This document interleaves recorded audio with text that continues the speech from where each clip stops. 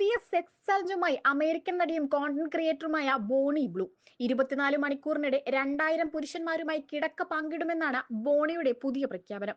ജനുവരിയിലാണ് 14 മണിക്കൂറിൽ 1057 പുരുഷന്മാരുമായി ലൈംഗിക ബന്ധത്തിൽ ഏർപ്പെട്ടെന്ന അവകാശവാദവുമായി ബോണി രംഗത്തെത്തിയിരുന്നു.